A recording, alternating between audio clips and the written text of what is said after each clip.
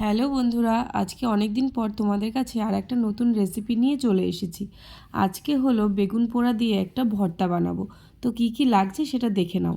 বেগুন ভর্তা বানানোর জন্য কিছুটা পেঁয়াজ কুচি, লঙ্কা কুচি, রসুন কুচি আর দুটো টমেটো কুচি করে নিয়েছি।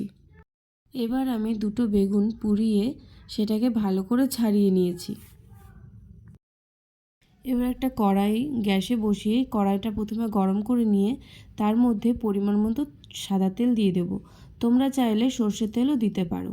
তেলটা গরম হয়ে যাওয়ার পর আমি পেঁয়াজ কুচিটা ভালো করে ভেজে নেব। পেঁয়াজ কুচিটা হালকা লাল লাল হয়ে গেলে এবার আমি একে একে রসুন কুচি আর লঙ্কা কুচিটা দিয়ে দেব। লঙ্কা কুচি আর রসুন কুচিটা আবার পেঁয়াজের সাথে ভালো করে নাড়াচাড়া করে টমেটো কুচিটাও আমি পুরোপুরি দিয়ে দেব।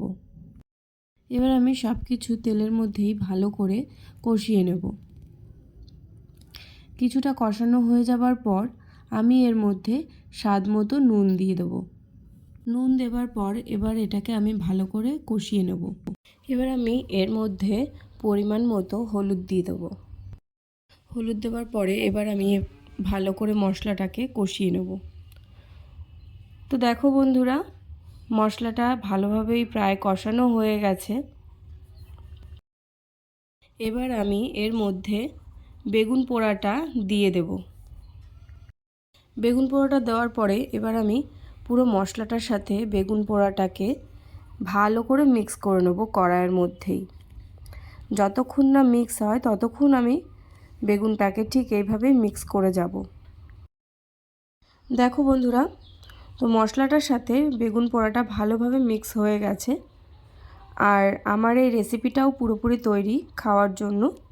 তো আজকের এই রেসিপিটা তোমাদের কেমন লাগলো আমাকে কিন্তু কমেন্ট করে জানাতে ভুলো না।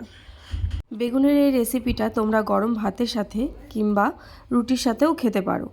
আর যারা যারা আজকে আমার চ্যানেলে প্রথম রয়েছে তারা কিন্তু আমার চ্যানেলটাকে অবশ্যই সাবস্ক্রাইব করে দিও আর পাশে থাকা বেল আইকনটা অবশ্যই প্রেস করে দিও।